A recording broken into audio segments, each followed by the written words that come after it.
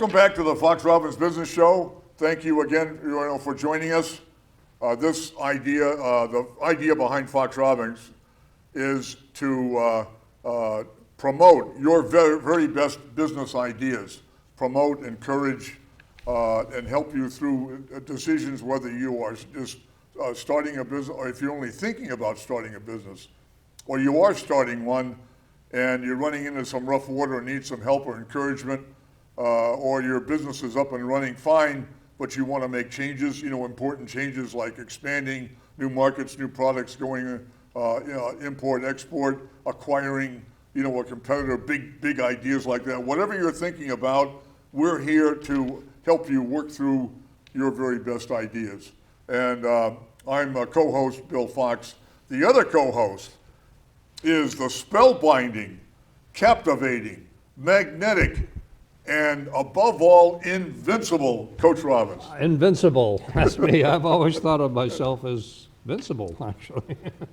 Welcome back to your show, Coach. Which of these do you like the best? Yes, I do. All of them.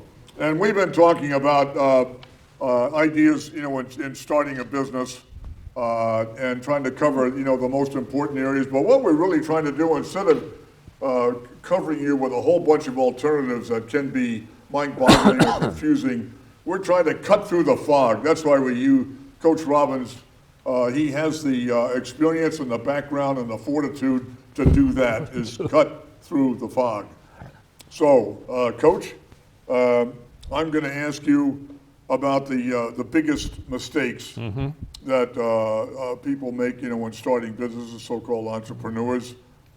There's a long suggested list: not enough capital, thinking that success will come quickly, lack of budget, lack of attention to quality, underestimating the importance of marketing and sales, lack of ability to adapt, lack of knowledge about competition, ignoring contract or other legal matters, poor team selection, hiring wrong employees, and wrong pricing, all of which, every one of those is pertinent. But Coach, we're going to cut through the fog. You advise tons of businesses. What do you think are the biggest mistakes? Which are the ones that are the most salient and the most important ones to look at? As we know, 80% of the businesses that start today will be out of business in 5 years. That's SBA numbers. And I would say that if we looked at the reasons behind that, the number one reason, I believe, is the fact they didn't get enough customers. Well, job one, Peter Drucker, is to obtain customers, right? How do you do that? You execute a good, written, creative, novel marketing plan with discipline. So you underestimate the importance of your marketing and your sales, and you don't get enough customers, and you're not going to stay in business, you're not going to grow the business. And of course, who does that? Wrong pricing, charge too little, you're not going to make any money. Charge too much, right, you're not going to have any customers. Right. So you got to figure out, as part of your marketing research, what proper pricing is all about.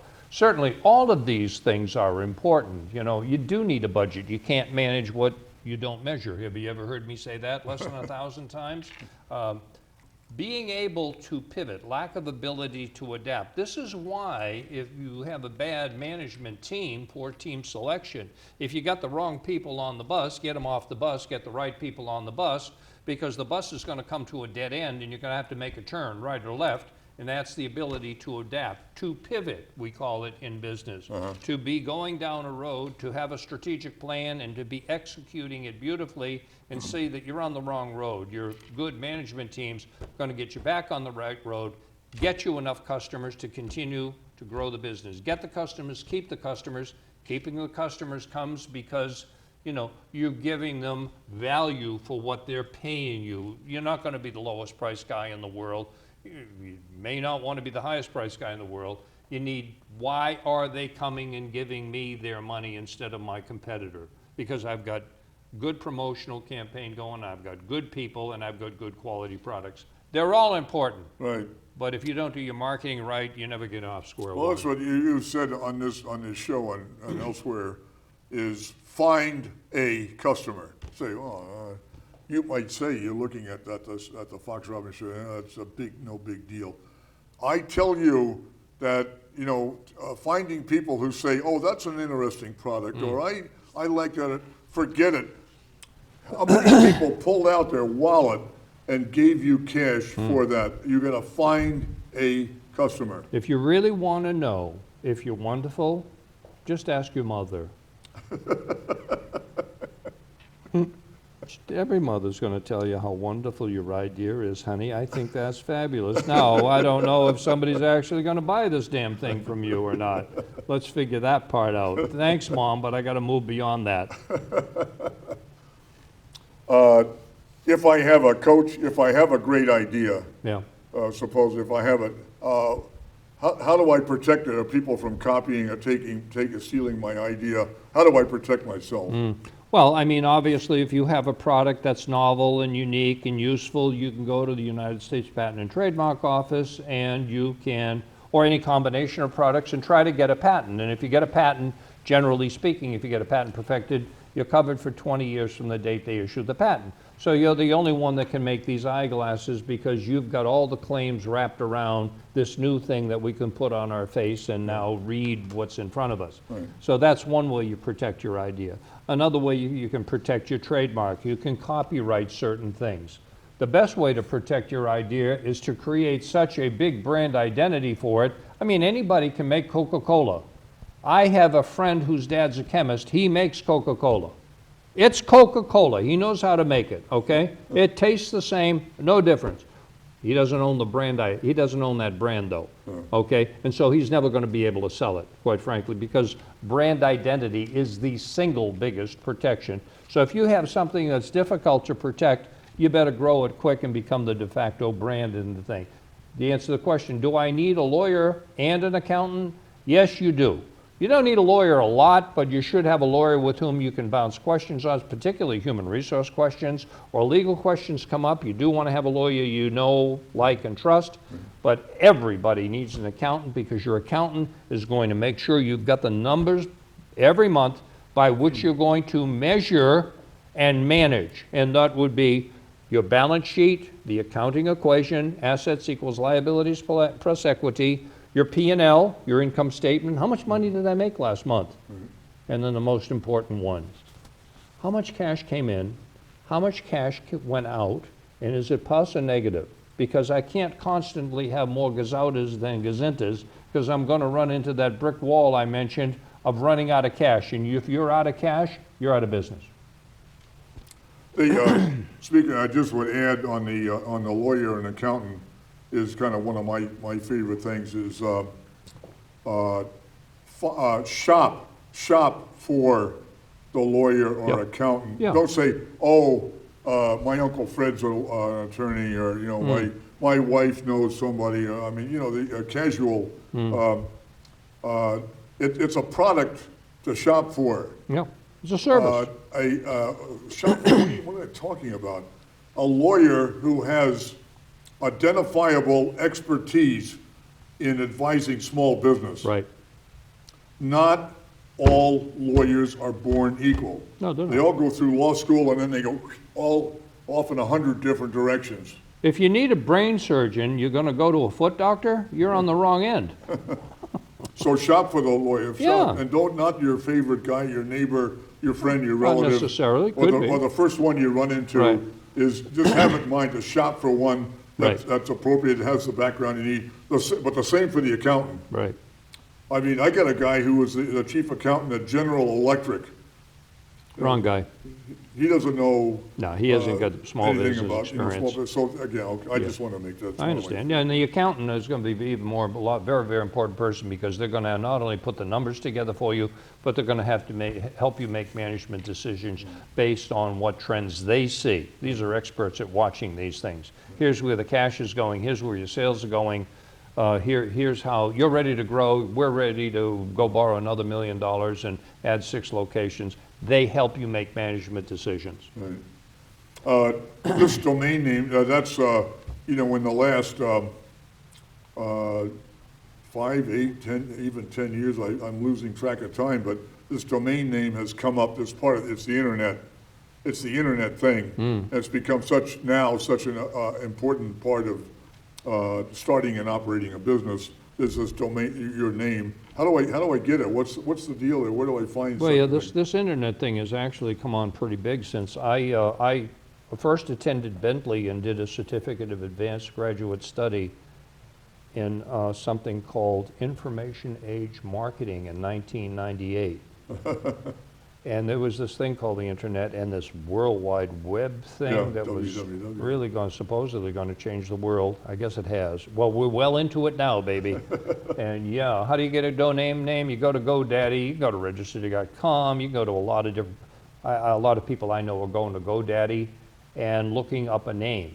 And it's very, very hard to find one that's not taken or cyber sitting or whatever's going on.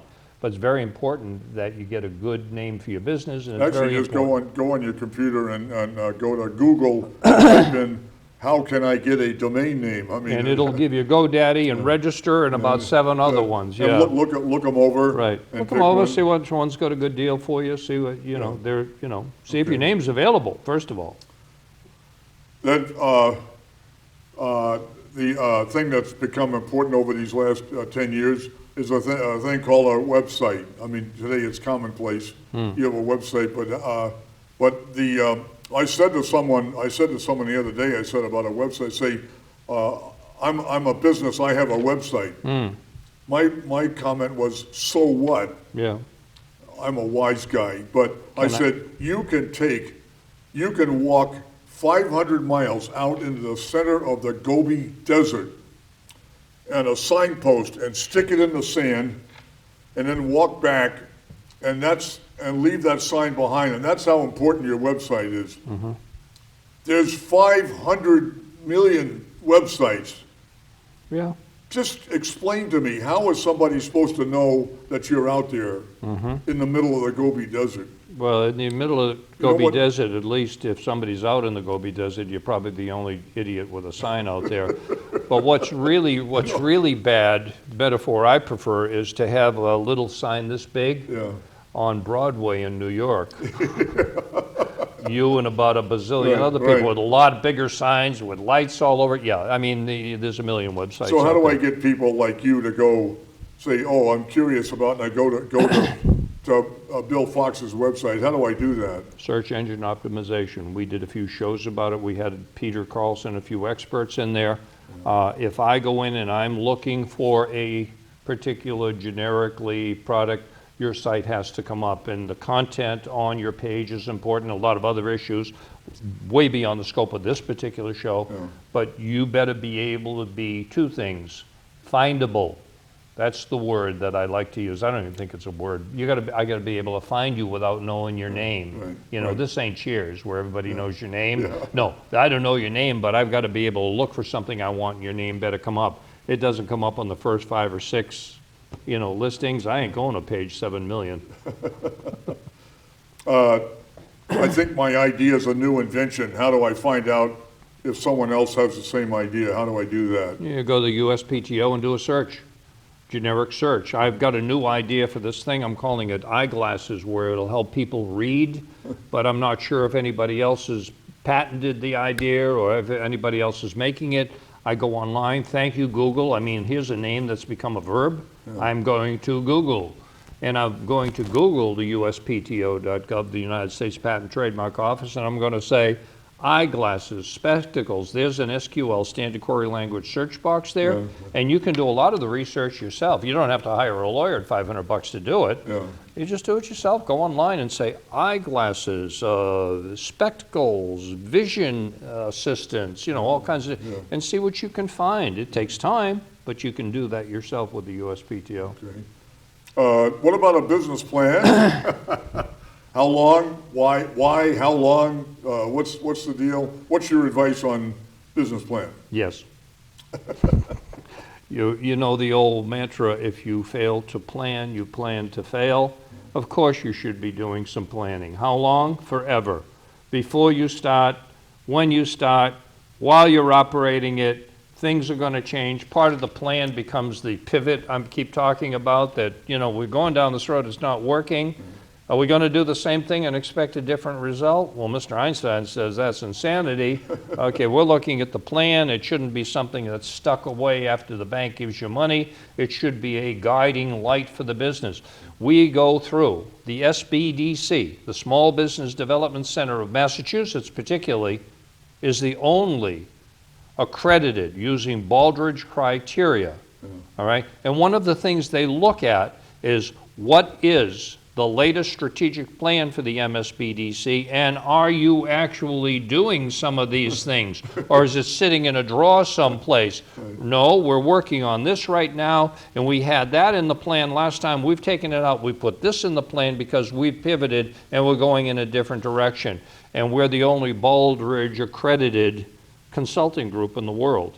We just went through it. It is hard to get, even harder to keep. They measure us on 7 criteria. They send people out of Washington, they send people from around the country and check and interview and look at our data and look at our return on investment and look at our leadership structure and look at each of our employees. It's all part of the strategic plan. Okay, what about finding money? Yeah. Personal money, credit card, friends and family, angels, crowdfunding, bank loan, SBA guaranteed loan, venture VC, equipment loan, real estate, whatever. Here are some of the ideas on raising money. What's your take on it? What's your comment? Well, the first 3 here, personal money and credit card, that's you. That's the founder of the business, one of the 4 F's, which we've talked about before. Here's 2 more, friends and family. You can get money from the founder, from friends, from family, and there's one that's missing up here. Fools, one more F. So you get founder, friends, family, fools. I mean, you can go and get money from those people and you can start your business. But at some point, especially if you're going to scale the business, you probably are going to look for either an equity partner, somebody that's going to buy into the equity of the business, or a lender who will loan you money that wasn't going to own part of the business, but you're going to pay them back every month. So the decision becomes, do I want to take in an equity partner? They're going to take a piece of the risk. You don't pay them back every month. That's a separate arrangement. But it's usually pretty expensive. You got to give them 30, 40% of the business, 60 something, and if the business gets big and very valuable. And you got to tell them what you're doing. All the time. And you could be criticized or, you taken could be fired. out. Yeah. If they own 5 out of 9 seats on your board of directors and 67% of your stock, they could fire you. And sometimes that's not a bad thing. I know a guy who grew a company to be very, very big and brought in venture capitalists, and he only owned 30% of the company, and he wanted to do one thing, and the investors, the VCs, wanted to do something else. And these are smart people. These aren't dumb business people, right? Yeah. And so they fired him. Now, he kept his stock, by the way, and I ran into David some years later. I said, gee, they fired you. He says, yeah, thank God, my stock's tripled.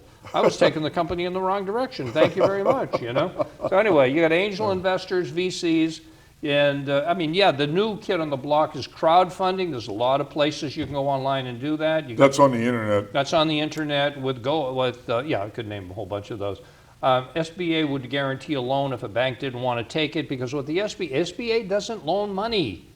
They don't loan money. They say to a lender, you know what, this is kind of an iffy deal for you. We'll give you a 50% guarantee if you take this person's loan. The SBA is there to make sure the bank limits the risk, so the SBA picks up half the risk, or whatever percentage they agree to. So now with that $100,000, the bank is might be on the hook for 50 or 25 or 60. Right, they make their deal with the SBA. Right. I mean, if you're going to buy equipment or you're going to buy real estate, you can do it one of 2 ways. You don't have to buy it, you can lease it. That helps your cash flow, by the way. You don't have to put up 10 or 20% to buy it. If you're growing a business and cash flow is important, and it should be under any business, then lease your equipment and lease your real estate until, cash flow wise, you're pretty, stable now. You're a cash cow instead of a star, and you can go ahead and finance it. Coach, what about the details? These are administrative detail, the permits, licenses, registrations, like a regulated business, sales tax license, home-based business, city, county business permits, zoning, sellers, health department, federal, blah, blah, blah. what about all of this? How do you advise people? Pay attention. Pay attention. I mean, look I've said this before. We're one of the most overly regulated countries on the planet as far as business goes. I mean, there are more regulations and laws. If you walk into a business, you look at their board in the lunchroom, and man, there are like papers all over the place announcing all the rights of employees and the rights to this and the rights to that. I mean, you got to pay attention to all these things, which is why it's not bad to have an attorney that you can call and ask some information. Now, there are certain industries that are very heavily regulated and should be. Aviation, of course. I really would like to get in an airplane and get off alive. Alcohol, if you're opening a restaurant, you know, you got to get a liquor license or not. Right. You want to get a full liquor license. Are there any available? You got to check these things out. You're going to move in your business into a new location. You got to get an occupancy permit. You can't just move in. You got to make sure that the town says it's safe, that the fire department's in there and it's up to regulation, and the building inspector's in, the electrical inspector's in, and everything's all set, and you go ahead and move in, and it's zoned correctly. Yeah, you know, zoning. You're not operating a lead acid battery plant in a residential area, you know. I mean, the health department certainly is an issue if it's a restaurant, you know. And you do need federal, state tax identification, you know, your 04 number from the EIN. The employer's identification number, those things are all there. There are a lot of regulations, and you need some guidance to make sure you don't do something stupid up There are front. 2 words here, be aware. Be aware. Yeah. Be aware and do your homework, which is why And you write ask a for form. help.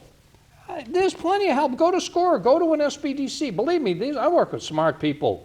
Not me, but I work with smart people, believe me. They're the smartest people I've ever worked with in my life. Go get some help from somebody who knows what the hell they're doing, you know? You just go blindly. Well, you know, I'm going to start a restaurant. Why? What experience do you have? I eat every day.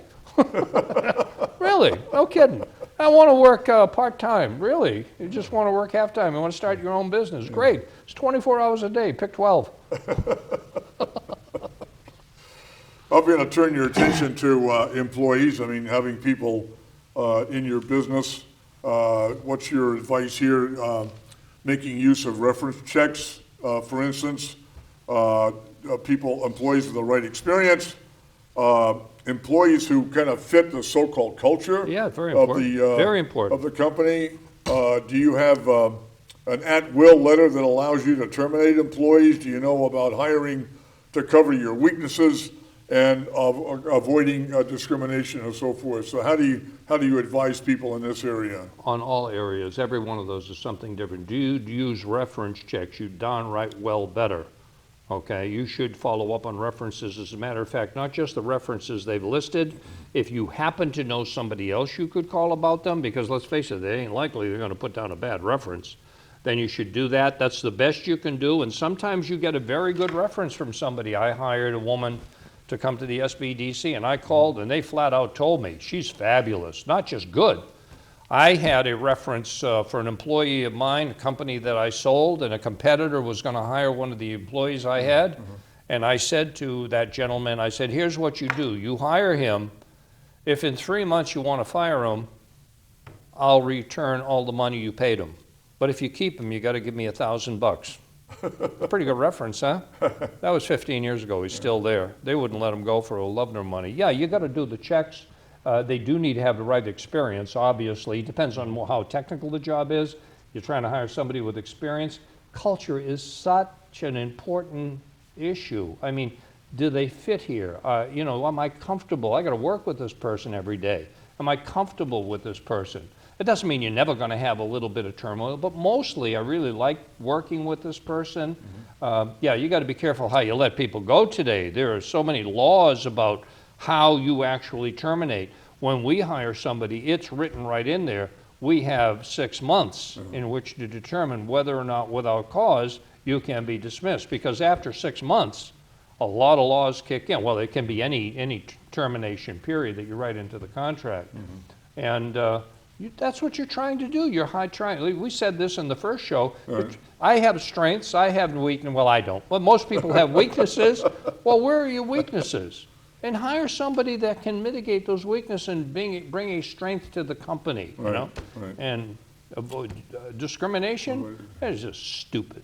Just stupid discriminating against people for age or because they're handicapped in some way. That's just stupid. What about books and records? Administrative side of the business, administrative, financial, organizational side of the business, such as the P&L, balance sheet, cash flow. That's your financial statements, employee records, board and stockholder meetings, stock and option ledgers, tax filings, property tax, Secretary of State, invoices, contracts, bank records, whatever. That's a whole bunch of stuff. What advice have you got for us here? So you're asking me what kind of record should I keep? Yeah. You know what my answer is going to be? Everything. Yes. Yeah. To me, Yeah. personally, my financial statements on a regular basis, I can't manage what I don't measure. I need to know what were my sales last month, what was my overhead, what were my cost of goods, what kind of money did I show as a profit, I would hope. What's my balance sheet doing? Is my equity growing? How much cash came into my business last month? How much went out? Was that a plus or a minus?